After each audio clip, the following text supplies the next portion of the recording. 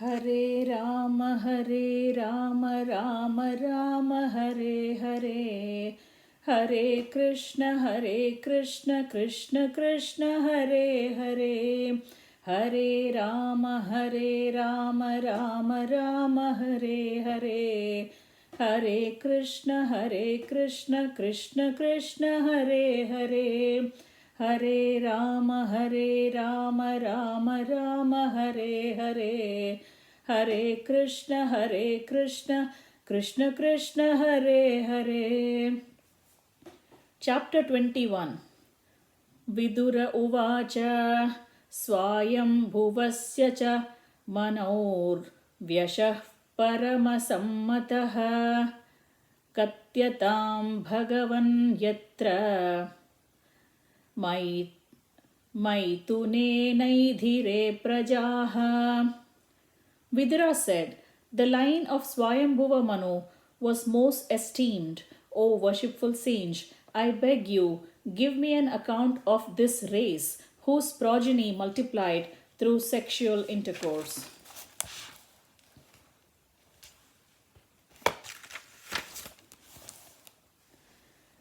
प्रियव्रतोत्तानपादौ सुतौ स्वायम्भुवस्य वै यथा धर्मं जुगुपतुः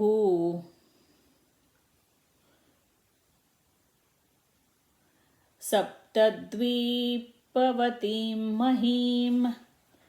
The two great sons of Swayambhuva Manu, Priyavrata and Uttanapada, ruled the world, consisting of 7 islands, just according to the religious principles.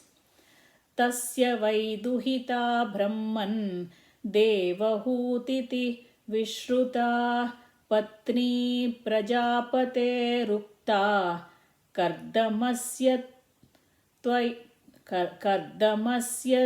Tvayanagha. O holy Brahmana, O sinless one, you have spoken of his daughter, known by the name Devahuti, as the wife of the sage Kardama, the lord of created beings. Tasyam savai mahayogi yuktayam yogalakshanaihi sasarja katitha viryam tanme susrushave vadha. How many offsprings did that great yogi beget through the princess, who was endowed with 8-fold perfection in the yoga principles? Oh, pray tell me this, for I am eager to hear it. Ruchir yo bhagavan brahman daksho va brahmanasutaha yata sasarja bhutani labdva bharya cha manavim. O holy sage, tell me how the worshipful Ruchi and Daksha, the son of Brahma, generated children after securing as their wives the other 2 daughters of Swayambhuva Manu. Maitreya uvacha prajasrujeti bhagavan kardhamo brahmanodhitaha saraswatyam tapastepe sahasranam samadasha. The great sage Maitreyi replied, "Commanded by the Lord Brahma to beget children in the worlds, the worshipful Kardama Muni practiced penance on the bank of the river Saraswati for a period of 10,000 years. Tatas samadhiyuktena kriyayogena kardamaha samprapede harim bhaktya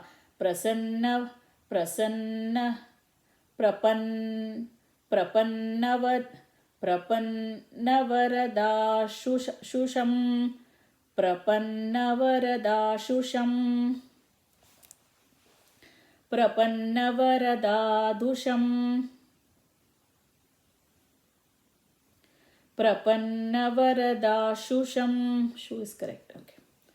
During that period of penance, the sage Kardama, by worship through devotional service in trance, propitiated the personality of Godhead, who is the quick bestower of all blessings upon those who flee to him for protection. तावत् प्रसन्नो भगवान् पुष्कराक्षः कृते युगे दर्शयामास तं क्षक्तः शाब्दं ब्रह्म ददद्वपुः. Then in the Satya Yuga, the lotus-eyed Supreme Personality of Godhead, being pleased, showed himself to that Kardama Muni and displayed his transcendental form, which can be understood only through the Vedas.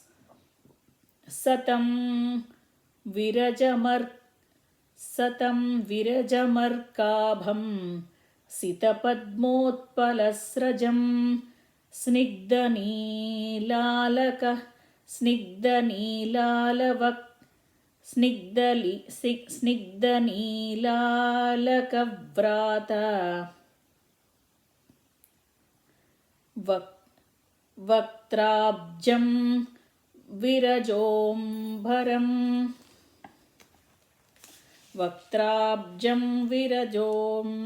Jombaram. Kardama Muni saw the Supreme Personality of Godhead, who is free from mental contamination, in his eternal form, effulgent like the sun, wearing a garland of white lotuses and water lilies. The Lord was clad in spotless yellow silk, and his lotus face was fringed with slick dark locks of curly hair. Kiritinam Kundalinam Shankachakra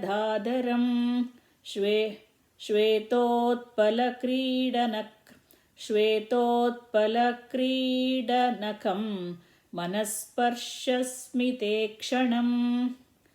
Adorned with a crown and earrings, he held his characteristic conch, disc and mace in three of his hands, and a white lily in the fourth. He glanced about in a happy, smiling mood, whose sight captivates the hearts of all devotees. Vinyastacharanaambojam Asadeshe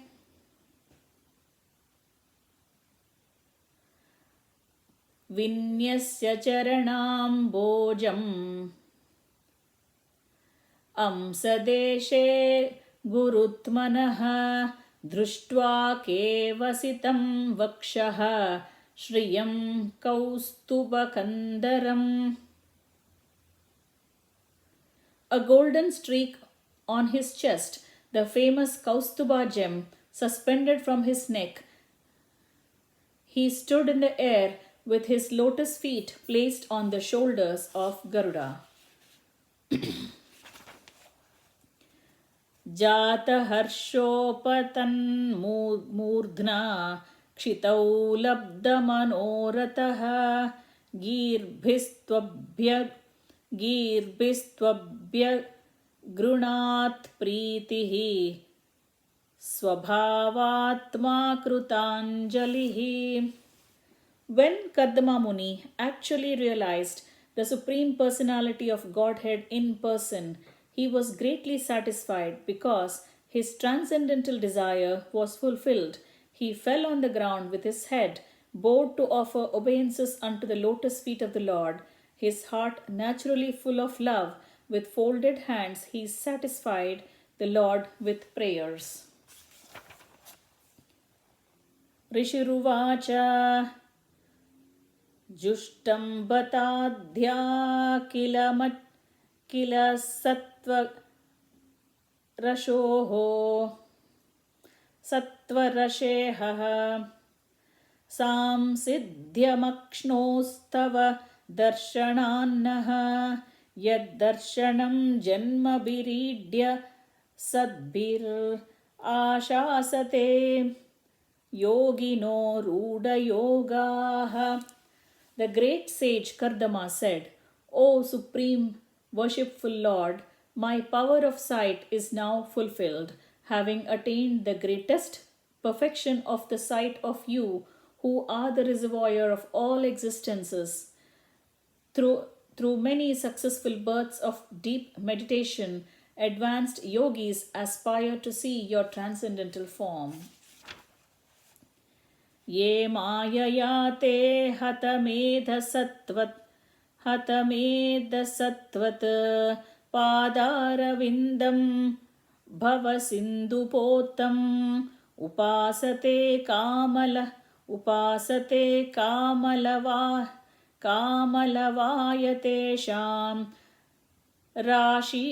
राशीशकामान्निरयेऽपि ये स्तुः.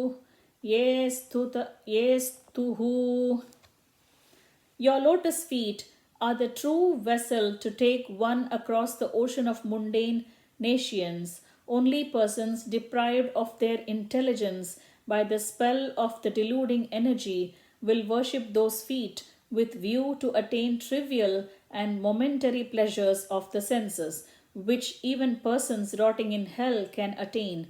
However, O my Lord, you are so kind that you bestow mercy even upon them. Tata sachaham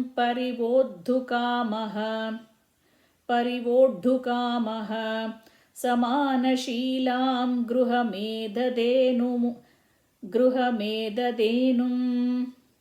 उपेतिवान् मूलमशेषमूलं दुराशयः कामदुगाङ्घ्रिपस्य.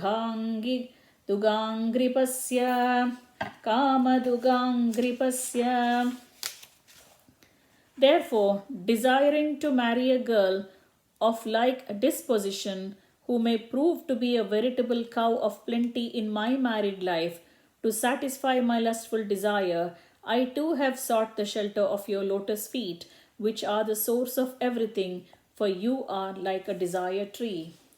Prajapateste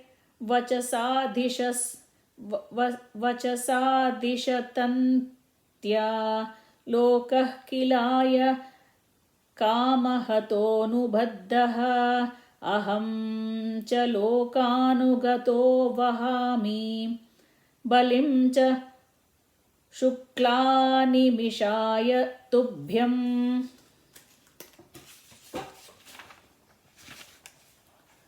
O my Lord, you are the master and the leader of all living entities. Under your direction, all conditioned souls, as if bound by rope, are constantly engaged in satisfying their desires. Following them, O embodiment of religion, I also bear oblations for you, who are eternal time.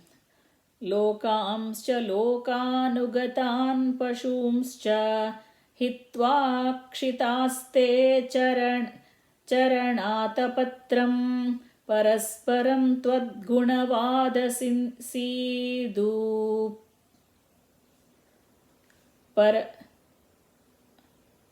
Lokamscha lokanugatan pashumscha hitva shritaste charanatapatram parasparam twadgunavadasidu. Piyusha niryapita deha dharmaha. However, persons who have given up stereotyped worldly affairs and the beastly followers of these affairs, and who have taken shelter of the umbrella of your lotus feet by drinking the intoxicating nectar of your qualities and activities in discussions with one another, can be freed from the primary necessities of material body.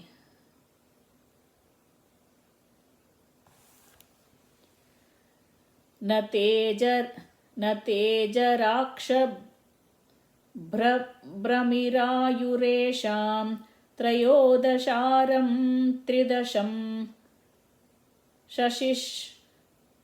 षष्टिपर्व पन्नेम्यनन्तश्चदि यत्रिणाभि करालस्रोतो chidyadhavat. Your wheel, which has 3 naves, rotates around the axis of the imperishable Brahman. It has 13 spikes, 360 joints, 6 rims, and numberless leaves carved upon it. Through its revolution, cuts short the Though its revolution cuts short the lifespan of the entire creation, this wheel of tremendous velocity cannot touch the lifespan of devotees of the Lord. एकस्वयं सज्जगतः सिसृक्षया द्वितीययात्मन्नधियोगमायया सृजस्यदः पासि पुनर्ग्रसिष्यसे यतोर्ननाभिर्भगवान् स्वशक्तिभिः. My dear Lord, you alone create the universes. O personality of Godhead, desiring to create these universes, you create them, maintain them, and again wind them up by your own energies, which are under the control of your second energy called Yogamaya, just as a spider creates a cobweb by its own energy and again winds it up. नैतद्बताधीशपदं तवेप्सितं यन्मायया नस्तनुषे भूतसूक्ष्मम् अनुग्रहायास्त्वपि यार्हि मायया लसत्तुलस्या भगवान् विलक्षितः. My dear Lord, although it is not your desire, you manifest this creation of gross and subtle elements just for our sensual satisfaction. Let your causeless mercy be upon us, for you have appeared before us in your eternal form, adorned with splendid wreath of tulasi leaves. Tam tvanubhutyoparatakkriyartham swamayaya vartitalokatantam नमाम्यभीक्ष्णं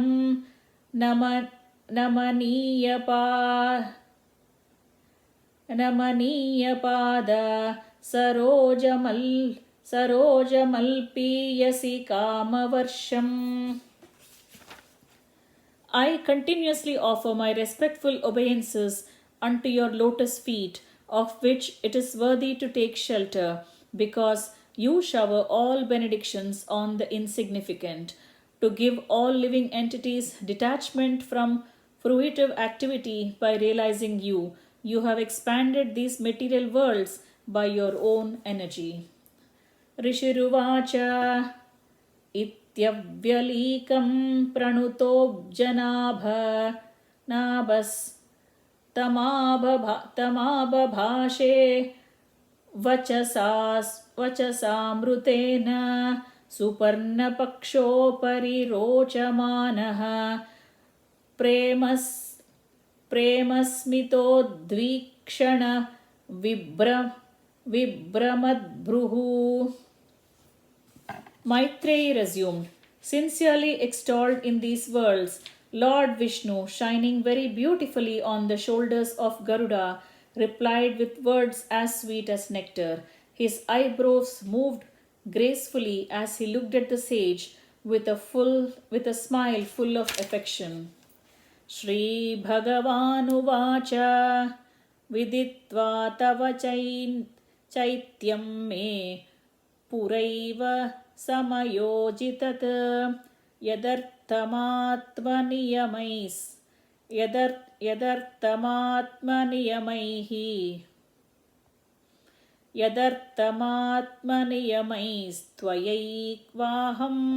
त्वयैवाहं samarchitah. The Supreme Lord said, having come to know what was in your mind, I have already arranged for that, for which you have worshipped me well through your mental and sensory discipline. Navai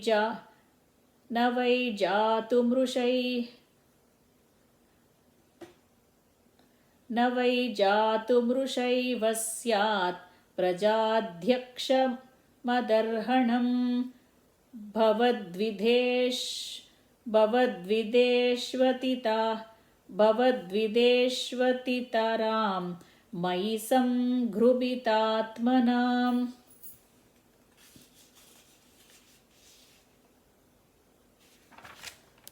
The Lord continued, My dear Rishi, O leader of the living entities, for those who serve me in devotion by worshipping me, especially persons like you, who have given up everything unto me, there is never any question of frustration. Prajapati Sutta Sam Prajapati Sutta Samranam अनुर्विख्यातमङ्गलः मनुर् प्रजापतिसुतः सम्राण् मनुर्विख्यातमङ्गलः ब्रह्मावर्तं यो दिवसन् ब्रह्मावर्तं यो दिवसन् Shasti Saptarnavam Mahim. The emperor Swayambhuva Manu, the son of the Lord Brahma, who is well known for his righteous acts, has his seat in Brahmavarta and rules over the earth with its 7 oceans. Sacheha Viprarajarshir Mahishya Shatarupaya Ayasyati Didrikshustvam Parashvo Dharma Kovidaha. The day after tomorrow, O Brahmana, the celebrated emperor, who is expert in religious activities, will come here with his queen, Satarupa, wishing to see you. Atmajamasita Pangim Vayashila-gunanvitam Mrugayantim Patim Dasyat Yanurupaya Te Prabho. He has a grown-up daughter whose eyes are black. She is ready for marriage and she has a good character and all good qualities. She is also searching for a good husband. My dear sir, her parents will come to see you, who are exactly suitable for her, just to deliver their daughter as your wife. Samahitam te hrudayam yatre man parivatsaran satvam brahman rupavadhuhu kamamashu bhajishyati. That princess, O holy sage, will be just the type you have been thinking of in your heart for all these long years. She will soon be yours and will serve you to your heart's content. Yata atmabhrutam viryam navadya prasavishyati virye tvadhiye rushaya adhasyantyanjasatmanah. She will bring forth 9 daughters from the seed sown in her by you, and through the daughters you beget, the sages will duly beget children. Tvam cha samya ganushtaya nidesham ma ushattamaha Maitirti krutashesha kriyarto mam prapatsyase. With your heart cleansed by properly carrying out my command, resigning to me the fruits of all your acts, you will finally attain to me. Krutva dayam cha jiveshu dattva cha bhayamatmavan Mayyatmanam saha jagad drakshasyatmani chapi mam. Showing compassion to all living entities, you will attain self-realization. Giving assurance of safety to all, you will perceive your own self as well as all the universes in me and myself in you. Sahaham Swam shakalaya त्वद्वीर्येण महामुने तव क्षेत्रे देवहूत्यां प्रणेष्ये तत्त्वसंहिताम्.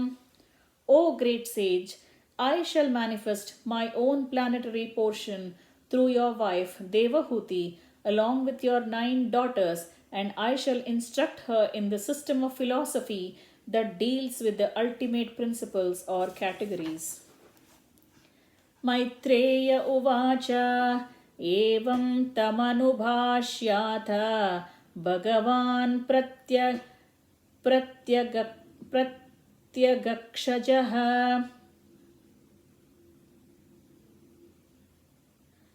जगाम बिंदु सरसः सरस्वत्या परिश्रितात्. Maitreya went on, thus having spoken to Kardama Muni, the Lord, who reveals himself only when the senses are in Krishna consciousness, departed from the lake called Bindu Sarovar, which was encircled by the river Saraswati. This Bindu Sarovar is there even now in Gujarat. It's called Matrugaya. I had a fortune of visiting that place. Nirikshtastasya yat yayavashesha siddheshwarabhishtuta siddhamargaha akarnayan पत्ररतेन्द्रपक्षैः रुच्चारितं मुदीर्नसाम.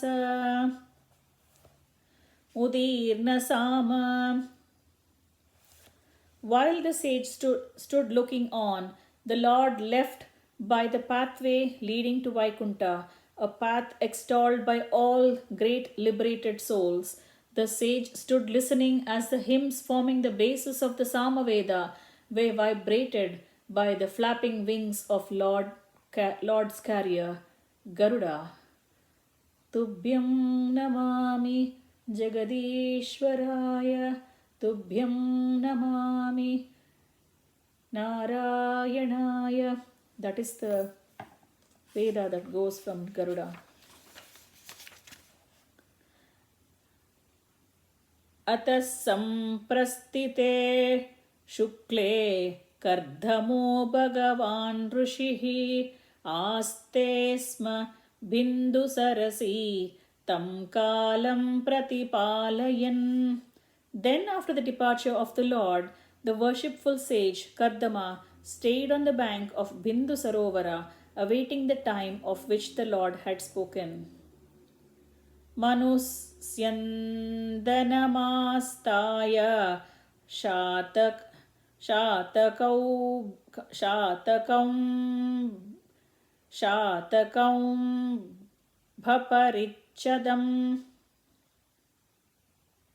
शातकं भपरिच्छदम् आरोप्य स्वां दुहितरं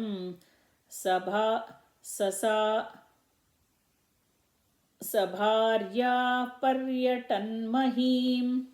Swayambhuva Manu with his wife mounted his chariot, which was decorated with golden ornaments. Placing his daughter on it with them, he began travelling all over the earth.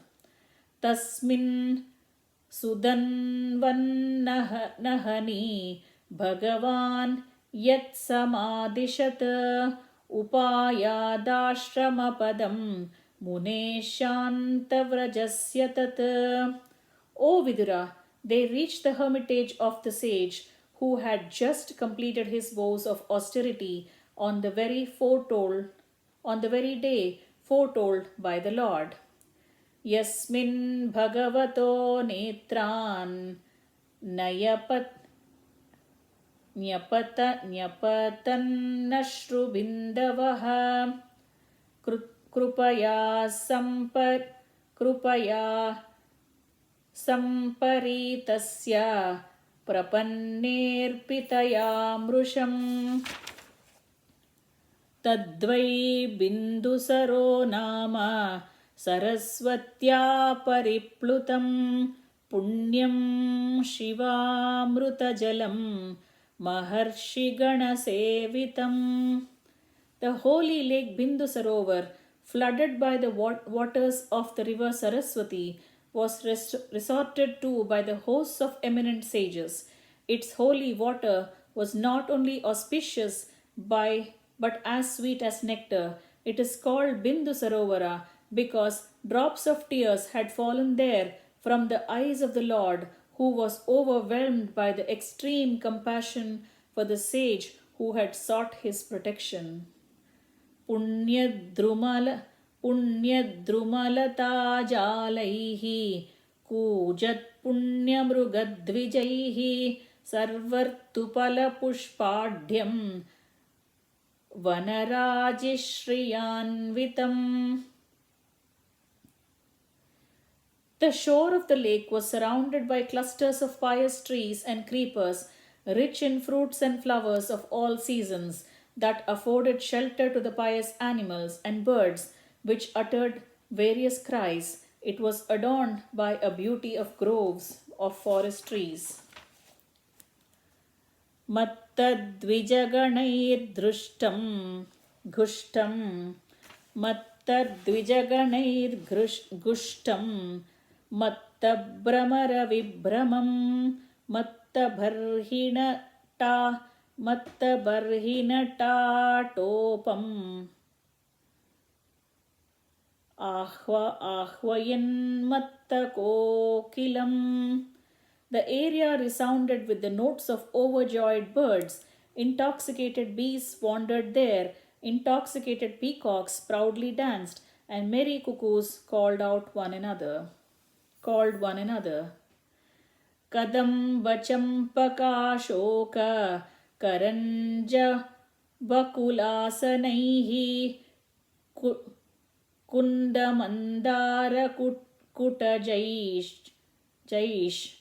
चूतपोतैरलङ्कृतं कारण्डवै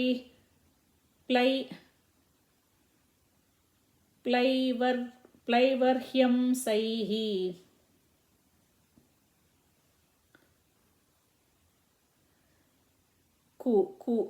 कुररैर्जलकुक्कुटैः सारसैश्चक्रवाकैश्च चकोरैर्वल्गुकूजितम्. Lake Bindusarovara was adorned by flowering trees such as Kadamba, Champaka, Ashoka, Karanja, Bakula, Asana, Kunda, Mandara, Kutaja, and young mango trees. The air was filled with the pleasing notes of Karandava ducks, plavas, swans, ospreys, waterfowl, cranes, chakravakas, and chakoras. Tataiva harinaiः क्रोडैः श्वाविद्गवय कुञ्जरैः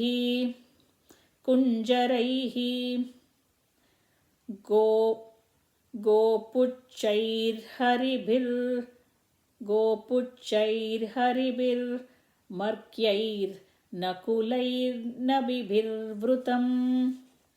Its shores abounded with deer, boars, porcupines, gavayas, elephants, baboons, lions, monkeys, mongooses, and musk deer.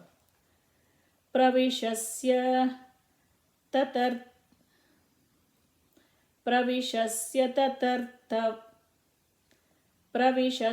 tatartavaram आदिराजः सहात्मजः ददर्श मुनिमासीनं तस्मिन् हुतहुताशनं विद्योतमानं वपुषा तपस्युग्रयुजाचिरं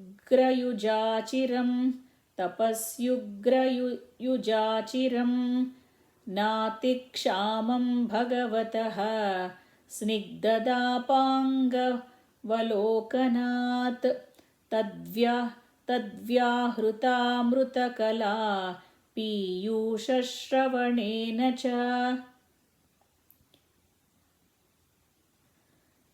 प्रांशुं पद्मपलासाक्षं जटिलं चीरवाससं उपसंश्रित्य मलिनं यतार्हणमसंस्कृतम्.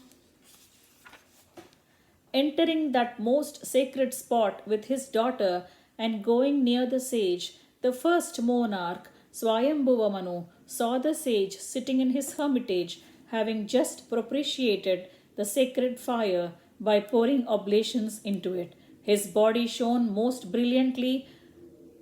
Though he had engaged in austere penance for a long time, he was not emaciated, for the Lord had cast his affectionate side glance upon him, and he had also heard the nectar flowing from the moon-like words of the Lord. The sage was tall, his eyes were large, like the petals of a lotus, and he had matted locks on his head. He was clad in rags. Swayambhuva Manu approached and saw him to be somewhat soiled, like an unpolished gem. अतोट्टजमुपायातं हृदेवं प्रणतं पुरः सपर्ययापर्यगृह्णात् प्रतिनन्द्यानुरूपया. Seeing that the monarch had come to his hermitage and was going before him, the sage greeted him with benediction and received him with due honor. गृहीतार्हणमासीनं संयतं प्रीणयन्मुनिः स्मरन् भगवदादेशम् इत्याहश्लक्ष्णया गिरा. After receiving the sage's attention, the king sat down and was silent. Recalling the instructions of the Lord, Kardama then spoke to the king as follows, delighting him with his sweet accents. Nunam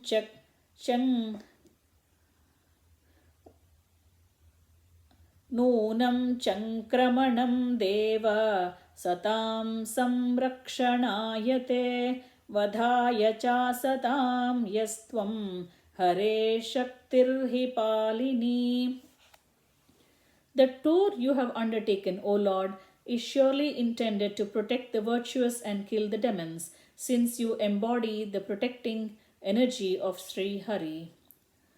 Yorkendvagneendravayunam yamadharma prachetasam rupani sthana adatse tasmai shuklayate namaha. You assume, when necessary, the part of the sun god, the moon god, Agni, the god of fire, Indra, the lord of paradise, Vayu, the wind god, Yama, the god of punishment, Dharma, the god of piety, and Varuna, the god presiding over waters, all obeisances unto you, who are none other than Lord Vishnu. Nayadaratamaastaya jaitram maniganarpitam vispurjatchandako dando ratena trasayannaghan swasainyacharana shunnam vepayan mandalam bhuvaha vikarshan bruhatim senam पर्यटस्त्यं शुमानिव.